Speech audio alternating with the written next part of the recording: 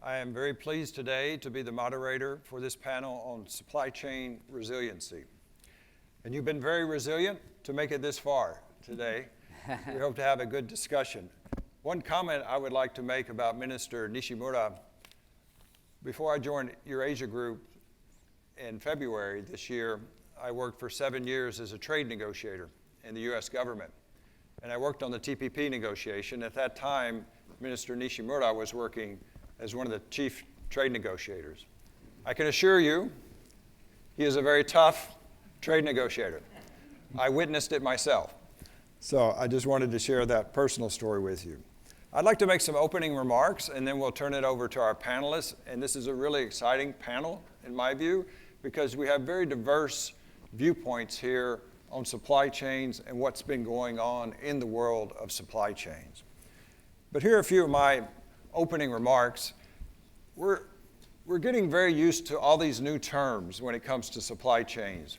Friendshoring, nearshoring, onshoring. All of this seems to be the opposite in response to offshoring of jobs. And it's the new words, the new vocabulary of trade. This is a very, very hot topic. And I think we all know why it's become such a hot topic. I really see 3 reasons. One is the unease and distrust that has manifested itself in doing business with Chinese corporations, state-owned enterprises.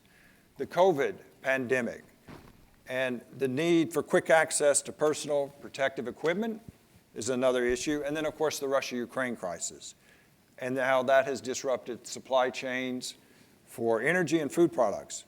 There is a tremendous amount of government activity going on right now when it comes to supply chains. And from my perspective, some of it is clear, some of it's less clear what the outcomes are. But we've heard reference to the quadrilateral security dialogue. They're taking up supply chains. That's Japan, US, Australia, and India. The Indo-Pacific Economic Framework has a pillar on supply chains. So how do you think about supply chains? It's a complex topic, and I would just suggest that Eurasia Group has a framework that we use to think about this. So I'll share this with you, and then we'll move to questions to the panelists. We break it up into 3 groups. One group is national security and high tech. And a lot of activity in this area is industrial policy strategy type of activity. Japan itself passed the Economic Security Promotion Law this year. It's been talked about to help critical industries and identify critical industries like semiconductors and pharmaceuticals, or critical sectors like telecom or airports, where they have to actually interact with the government and get the approval of the government if they have large infrastructure projects, bringing in new computer systems. In the United States, we see evidence of this with the CHIPS Act, to try to entice more companies to build semiconductors in the United States, and the Inflation Reduction Act and the subsidies for electric vehicles. And of course, we have export controls in this area as well. And the other area that we've seen a lot of activity in is clean supply chains, transparent supply chains. And I think the issue here has been forced labor, right? METI is drafting up and finalizing guidelines on respecting human rights in responsible supply chains. And that's going to be a voluntary approach. The United States has taken a very different approach with the Uyghur Forced Labor Prevention Act. Really puts the burden on companies to prove that products from the Xinjiang region in China are not made with forced labor. Those are examples, and Europe is also moving in that direction. Illegal logging, transparency and disclosure of materials like the Securities and Exchange Commission in the United States is requiring. So that's the second group. And then the third is logistics, just straight up logistics issues. US ports, for example, and labor shortages in freight and warehousing. But I suggest that as a framework to think about supply chains in this complex area and to try to help make sense of it. But now let's turn to our panelists. And I want to open it up and give each panelist an opportunity to speak about their unique vantage point. So my question to all of you, and we'll start with Sam and just work our way down, is what have you seen in your respective companies organizations, what have they done to strengthen supply chains? What's been the hardest thing? What's been the easiest? What's succeeded? And what's failed, in your view? Sam? Okay. What we have done since the beginning of COVID-19 pandemic were first to shorten supply chain. Actually, we use the material available at the local and produce soy sauce and sell the final product in the region. So not only supply chain, but also whole value chain is very short. Actually, we could make it very short. So that made it resilient. And also to prepare alternative supply source, which means reducing dependency on one particular country. And the third, to avoid risky supply source. The risk including the ethical problem, like human rights issue or environment issue. And four, to create supply network within Kikkoman Group companies all over the world for finishing goods, materials, and containers. So it's like an ultimate friend-shoring kind of arrangement. So these are the four things we have done to make sure our supply chain work.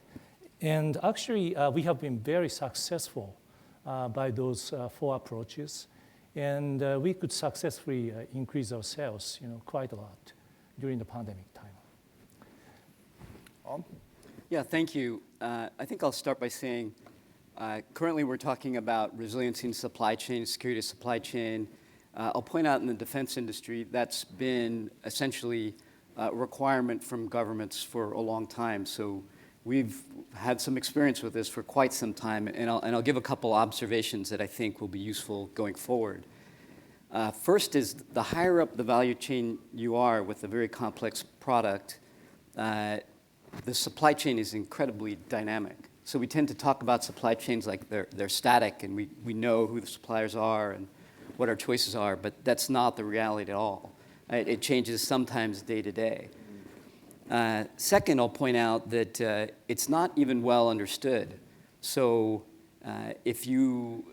previously I worked industrial policy in the Department of Defense, and we tried to map out our own defense supply chain in the US and found it to be very challenging because at the very top tier of an industry, you maybe know down one or two tiers your supply chain, but nothing beyond that.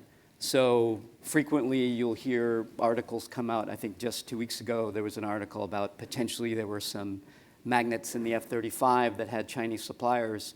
And I don't know what the outcome of the investigation was, but I wouldn't be surprised at all if that was in fact true, because that's knowing further and further down the tier, you don't know where your suppliers come from, and you expect them to react to who's the best quality, what's the best price, what's the best delivery, and you don't necessarily know who you're supplying to up channel in the market. And then I don't think that's necessarily all a bad thing, because ultimately you're looking for quality and cost and schedule. Then another point I'll make is that a lot of times for companies, the supply chain is proprietary. Your key to winning a competition or having the most efficient product is something that you keep close hold to give you a competitive advantage. So I think governments will find it challenging to regulate those things in depth because you have all these factors working against it. So let me stop there for now. Thank you. Great. Maria? Yes, thank you. And I think, when we think about the vaccine industry, it's actually a very interesting example because it's probably one of the truly global industry. Not a single country can produce the vaccine and has all the ingredients. So as the largest purchaser of vaccine in the world, because we support something like 70% of the world population with vaccines, we have really supported, of course, efficient supply chain to make sure that we have the right tech transfer to go to some of the platforms that can produce fast to distribute to the rest of the world. Cold chain is obviously very important. because it's a product that needs to be stable at a certain temperature. And so we have seen this work very well at the beginning of the pandemic, because based on this idea of efficient supply chain, we really developed a mechanism to allow the production of vaccine to go as fast as possible, because it was the first time that vaccine were needed for the whole world population. So I think you really see this focus on efficient supply chain. But of course, what we saw happen, and in a sense, in response to what the minister said earlier, is that then there was really this trade-off between the global purpose and the national security one, And of course, export restriction happened, banned Defense Act in some countries that prevented some of these inputs to go to the right platform that were the most prepared to produce in large quantity. And there was really a drop there.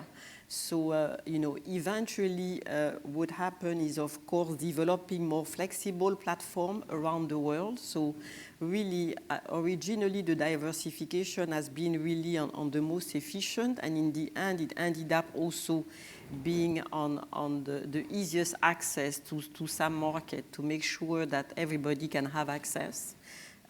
So in a sense, right now, what you see more is this regional diversification, and you alluded to it with the Quad, of course, but others, to make sure that the supply resilience and the supply security is first and foremost. So that's what we have seen with the pandemic. Of course, what government have done at the beginning is really come in a great form of solidarity, because here, and we have all learned it, in a sense, being vaccinated in one country and not in the other, you saw it come back with variant, with quite strong reaction, and it was important to keep a global aspect. But clearly there has been this national tension and security. And going forward, probably the regional diversification with element of supply security is becoming important, and our role here is really to support this flexible supply chain system in region, so that it's easier to then go and hop from one hub to the next. Rebecca? Yeah, thank you for this invitation to speak. I must say that at the onset of the pandemic, many APEC officials expressed concern about protectionism, what we call vaccine nationalism. But at the end of the day, this is where the role of organizations like APEC, the leaders very quickly came together and realizing that this was going to happen. And what they did was, and this was unprecedented. APEC is famous for its leaders meeting once a year at the end of the year. But because of the pandemic, they quickly got together in mid of the year, in 2021, July. Jacinda Ardern decided, you cannot wait. As a group, we need to do something about movement of goods, essential goods, medical supplies during this very critical time. So they met virtually at that time, and they made pledges which materialized. It wasn't just talk. As they say, talk is cheap, but these folks really put their money where their mouth is, and they quickly got together. They did three things. Ramped up trade facilitation to make sure that COVID-19 vaccines and essential goods could cross borders effectively. This was mentioned, they refrained from introducing export restrictions. And those who had quickly withdrew them. And very importantly, at the Secretariat, we have a policy research unit, policy support unit. And they quickly got together to give you a lay of the land of where we were with tariffs on some of these essential products. And that really highlighted what we were taking for granted. When you're looking at tariffs, you don't think about the tariffs. Everybody talks of non-tariffs, but they failed to look at the tariffs for essential products and medical devices. And some economies realized, the leaders realized in your face, because of the research that was produced, that, my goodness, we had high tariffs on some of these things, which we needed during the pandemic. So they voluntarily brought down those tariffs. So these are things that was done very quickly because of the ability of the collaboration, the camaraderie among the leaders, among APEC leaders. So that was one. The other, and this is for me very important if you're looking at supply chains and movement of goods, is the role of customs. And I give so much credit to our customs officials. They quickly came up with best practice guidelines for customs administration so that you get the goods moving, especially these that were needed during that time of the pandemic. So the combination of working with the business, of working with key government folks really helped to keep those supply chains open during the most critical time. So as DG of WTO said, during these critical times, it's where you need more collaboration, not less. And where it comes to the fore, humanity, I think, at the end of the day. There are a number of other things that APEC has done, but I'll stop here. Well, let's pick up on governments and what governments are doing, because you've all given us a sense of what your firms or your organizations are doing. But let's talk about two things. And Rebecca, you started it, I think, but I want to make sure the point is clear to the audience. What do you see, and I'm going to kind of combine here, but what do you see governments on their own that they've been doing that's been helpful, and I think you alluded to some of it, or hurtful in this area? And then I'd like you to address each of the panelists. I mentioned the Indo-Pacific Economic Framework. Japan is a part of that, along with 13 other countries. And there is a supply chain pillar in there. And they're going to be talking about supply chains and coming up with, I think, some sort of rules, principles in that area. You have 14 countries of a big variety of economic development, from Fiji to Japan, the United States. And how successful or what concerns you might have about that exercise, and I'll get a little bit more specific. For example, one thing they want to talk about is mapping supply chains. And as Alm referenced, a lot of that is proprietary information. And how successful will that be? You really need commercial firms helping out with this. Government officials don't know this area that well. They can. But will firms be willing to share proprietary information, not only with their government, but with several governments? So I'd like all the panelists to comment about governments and governments working together, as well as governments working on their own, what they see there. And we'll start back with you, Rebecca, and go this way. Yeah. Here's the thing. The role of government in supply chains is very clear. What is the role of government? It is to be facilitative. So we need to get our act together, as far as government is concerned, looking at your rules, your regulations, making sure you have the necessary skills to facilitate this. If you're talking of supply chains, yes, the businesses have a role, but government is to make sure there is that trade facilitation part. Looking at your licenses, I mean, look, what is the flow of, what is supply chain? Making sure goods flow from point A to point B, from the factory to the port. But it's all good in theory. But if along the way, along the chain, there are choke points, you've got 1 million licenses to fill, 1 million regulations to comply with, that is already going to, you get your supply chain stuck at the get-go. That's one. And then, this was mentioned earlier, there are new things that are coming up which governments must pay attention to, looking at the ethics in the whole supply chain as well, looking at human rights, looking at environment. I come from Malaysia, and we've seen how, here speaking as a Malaysian and not as an APEC executive director, we've seen how the palm oil sector has been affected precisely because of issues of human rights, labor, environment. So those things, that's government.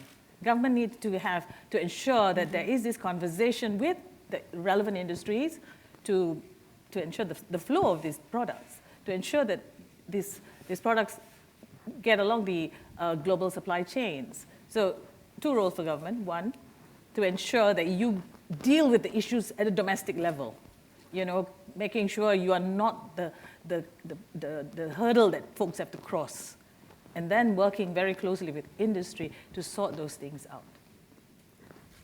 Rianj? Yeah, I think, what we saw really that worked with government from the beginning is really the cooperation. We saw, regions working much more closely together. For example, if I take Europe, typically you used to have a health policy per country, and they decided to come together, create the concept of Team Europe, and really, federate and develop a common response. And this means also common regulatory framework is very important, because industry indeed developed the vaccine, but there's a process of certification that is very important. And to your point, the supply chain gets blocked if you don't have a quick certification to provide. So they came together. And we had similar things here in Asia and in Africa. For example, also it's the first time that they decided to have together the whole continent a common response. I hinted earlier, I think what didn't work is that, of course, some broke out, and especially the large manufacturing countries, and really had export restrictions. So I think we have to be fair that, and in Asia it happened here, so we cannot say that it worked smoothly, because it affected the whole world, and also in the US for some of the insurance and various defense acts. But I think eventually, of course, because the variant came back, there was Delta, Omicron, and so on. There was a realization that this form of cooperation is even more important, and there's no way around it. And people, came back together. And I think now the question is how to have these flexible responses so that we can really have the supply security. One aspect that was mentioned earlier by the WTO colleague, of course, is that government in some of these instances, tried in a sense to look more at some of the IP issues and so on, but these are really long-term efforts and that need to continue to strive for. Even the pandemic treaty, this takes time, but I think it's what's laudable is that to continue, but various countries are various views there. But again, I think the answer is probably in practical, as you say, with the private sector, in practical supply chain solutions that can be flexible and regional. Yeah, you brought up a couple different points, so maybe let me try to address a few of them. First, I think, building on some of what you had brought up, that if we're talking about simpler products, it's maybe to a degree easier for the government to get involved, and there are points that make sense, like security of your food supply chain or your energy supply, where when you're going from source to delivery, it's easier to understand. But again, as products get more complicated, then I start to have a couple of concerns that you brought up the idea of mapping supply chains. In the US, by law, Commerce can request companies to expose the supply chain, but even when we tried to use that, companies don't know their supply chain, as I pointed out. So it was of limited effectiveness. So to your point, I'm not really sure how going cross-country, that could be an effective measure. But even beyond that, what concerns me is that a certain degree of all the things we enjoy are essentially emergent properties of our system. There's a very good essay written back in 1958 by Leonard Read called I, Pencil. And the point he makes is that even a simple pencil, there's no one person who's designed the supply chain. It emerges from the properties of the system we've created between economies. So when you get to even more complex products, using another example, when those of you who are old enough to remember when the wall fell in '91, the Minister of Agriculture from former Soviet Union came to visit London, and he was stunned by visiting a supermarket and seeing how all the shelves were stocked with bread, and he asked if he could meet his counterpart in the UK, and they were confused and said, we don't have a minister in charge of the bread supply line. And that just goes to show that we can go to the other end of the spectrum with we think we control things that we can't, and we'll end up with a lot of unintended consequences. So again, using the defense industry as an example, there is several places where it makes sense. We want to make sure we don't have counterfeit parts in a fighter jet. So we have regulations that companies are compelled to comply with, but that comes at cost. So if we impose these costs, like Ms. Gonzalez mentioned in her speech, if we bring semiconductors up 65% of cost, we could certainly do that, but we'll live in a very different society, and I'm not necessarily sure that we'll be that much more secure. So let me stop there. Okay. Actually, after the corona pandemic started in 2020, many of us realized how fragile the supply chain was. Then another certain instance happening, Russian invasion into Ukraine, caused price hike in gas, oil, and grains. And under this kind of environment, the government made many actions to help strengthening supply chain. And one of the examples is SCRI, Supply Chain Resiliency Initiative, which was jointly established by Japan, Australia, and India. And this kind of framework to support smooth international trade, better logistics, and multiple supply source, choice to make supply chain stronger. And talking about government's involvement, government needs to be involved more to create a strong supply chain for the industry, like you mentioned, critical industry, including, I think, the defense industry. The government's,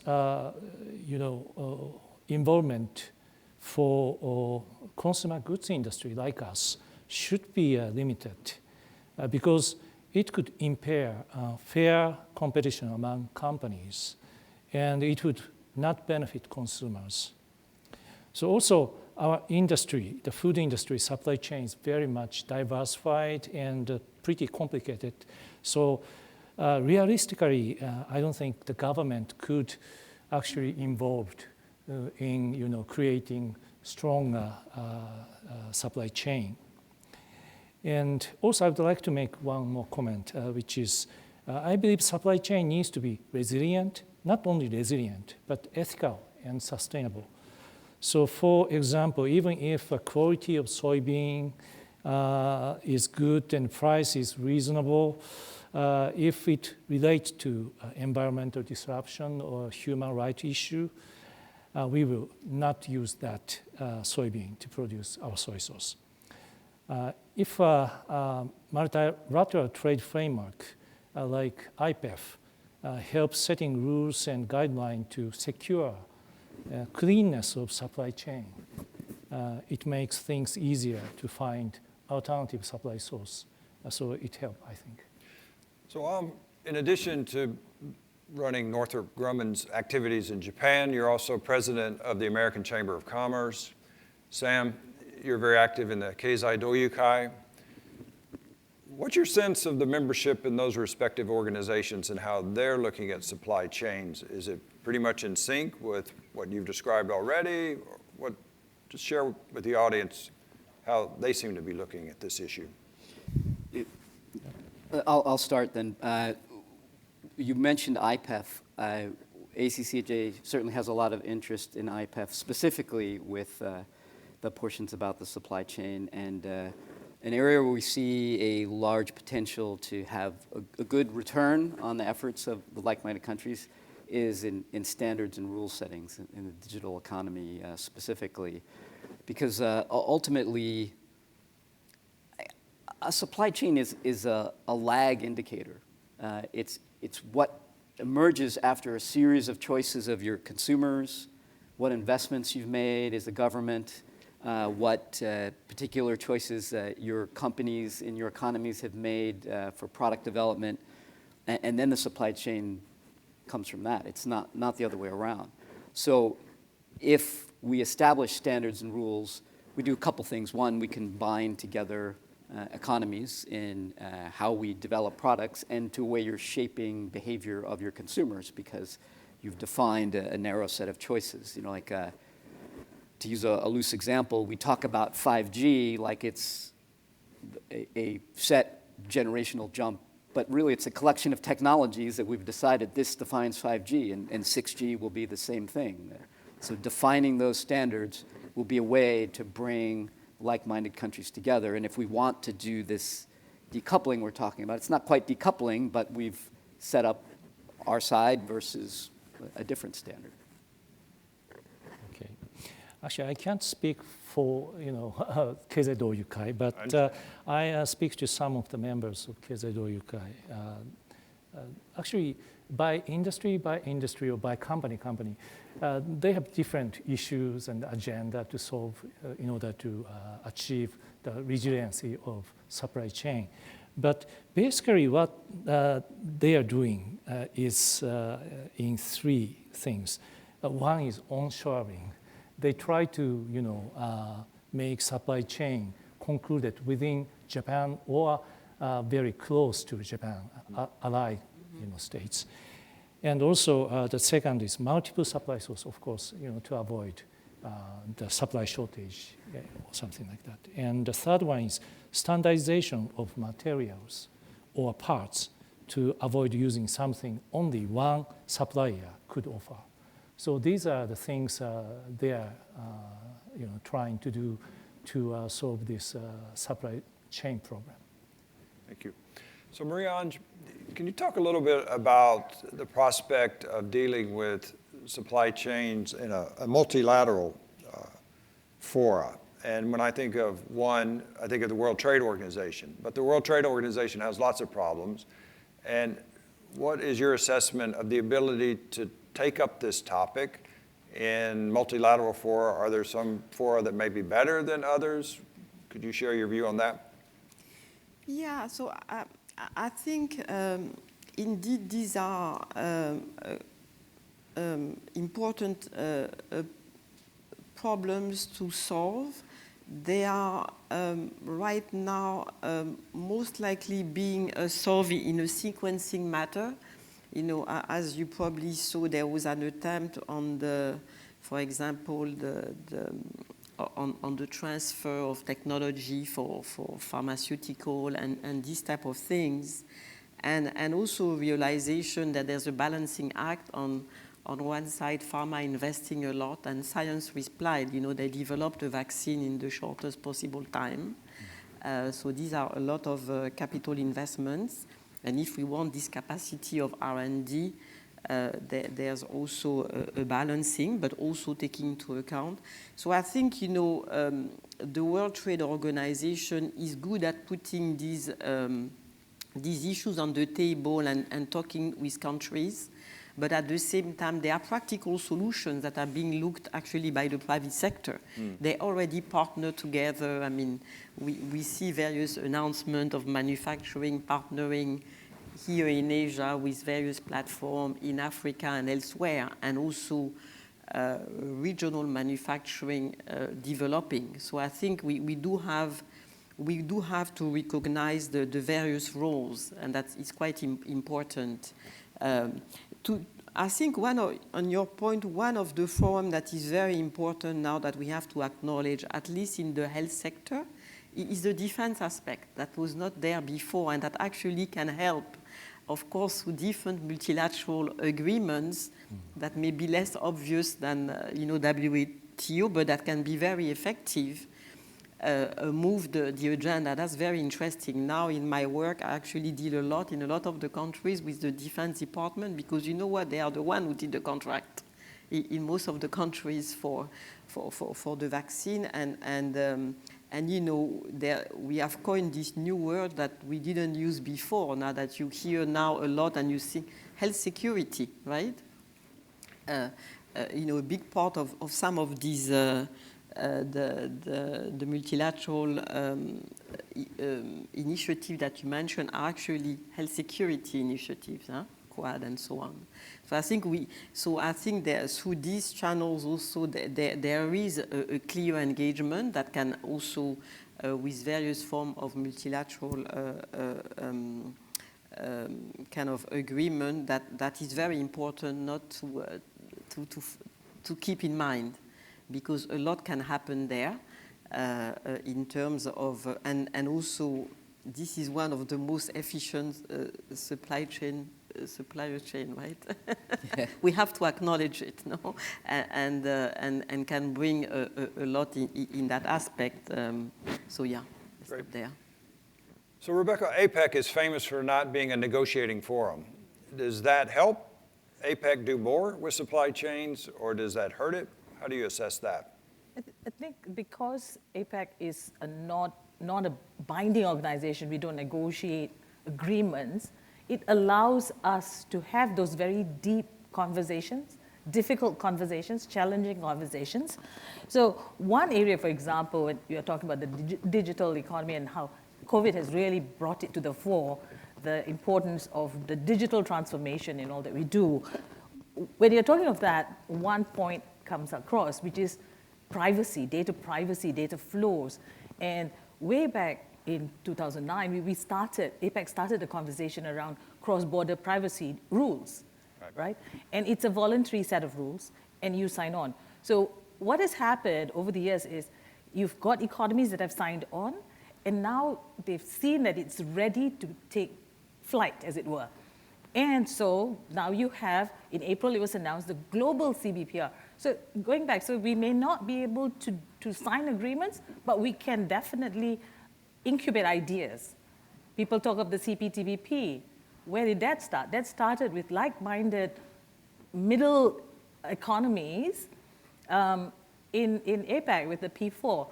Going forward, you will see more of this, because like-minded APEC economies have started to talk about the digital economy partnership agreement. Now, this is, when you're talking of the digital economy and the supply chains for digital services, this is where it's going to be the next generation, the future.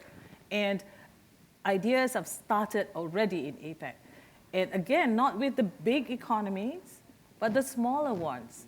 And that's the potential, because they are more flexible, they can get the ideas to the ground, and then folks run with it, and they see the value in it, as we've done with the P4, the TPP, the CPTPP. I know there were questions around leadership, but I really think there is a role for the middle power economies here. Got it. Okay, so I think we've moved into the coffee time. So let's wrap it up. And so we've been talking about what's been going on with supply chains the last 3 years. So I would like each one of you to give your best forecast of where we will be in 3 years. Will stability and resilience be more important than efficiency and free trade? Will we be in a new normal still, or will we perhaps go back to the previous normal, where efficiency was the main driver of decisions on supply chains? And why don't we keep your remarks to less than 1 minute so folks can get to the coffee, and why don't we start with you, Sam? Okay, 1 minute. This is a very difficult question in the era of VUCA. Yeah. You know, It's always hard to use a crystal ball. So my answer to the question is not quite my prediction, but more like my wish. And before answering to the question, I'd like to share with you my personal concern. I agree with Ms. Annabel Gonzalez's observation on the decoupling. I think it's not realistic to expect hard decoupling between democratic and autocratic countries. For instance, it's very difficult to totally exclude China from supply chain of many of US and Japanese companies. Of course, measures such as friendshoring, onshoring, and securing multiple supply sources would help reducing business risks, but they are not ultimate solution. So on the other hand, I'm afraid if China wants, current China has the ability to conclude supply chain from primary industries such as farming and fishing to the high-end industry within China and allied states. So at the end of the day, our side would receive huge negative impact on economy, while China could survive without much pain.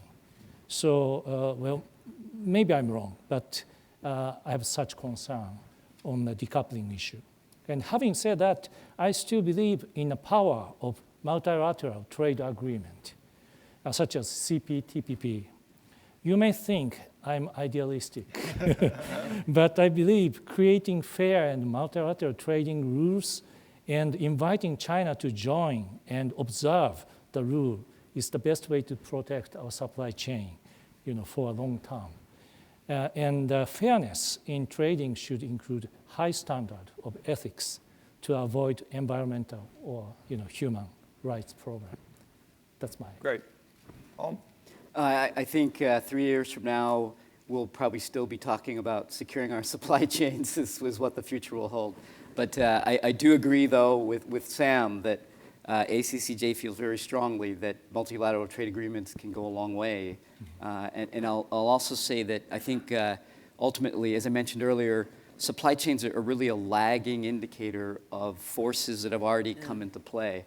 So I think there's another aspect of the economic security law about R&D investment. That's right. And I think that what governments will find is where you place those initial bets, that's going to define your future supply chains.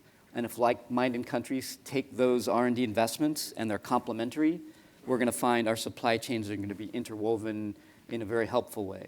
If we place redundant bets or ones that we haven't put a lot of thought into, we're going to be having these same issues. Beyond? So yes, well, I do think that 3 years from now we'll have probably more diversified and regional supply chains, based on some of the multilateral agreements. It's more likely that in the shorter term, because of the supply resilience and security issue, we may see some more price premium because the shock was such over the past 3 years that you need to prepare for it. But in a sense, hopefully we get that consolidation that gets to a more balanced supply chain within 3 years, and agile, most importantly. Well, And Rebecca? the strength of APEC is that we have the diverse economies in the room, at the table, having those difficult conversations. I mean, imagine APEC, I think it's one of the few organizations where you have US, China, Japan, Korea, Russia in the same room, talking the same. And at the same time, you have the middle power economies as well. So that conversation, I think, will continue. I'm not sure whether 3 years from now we will be talking about the same thing, but definitely what we will see going forward is the integration of all the various platforms or frameworks, whether it's IPEF, whether it's CPTPP, whether it's RCEP. And in APEC, we have the ambition of the free trade area for the Asia Pacific. So the issues that must be at the table will be digitalization, environment, diversity and inclusion. These will take center stage, I think, and more as we go forward. Thank you, everyone, for all of your great insights. And that wraps up this panel.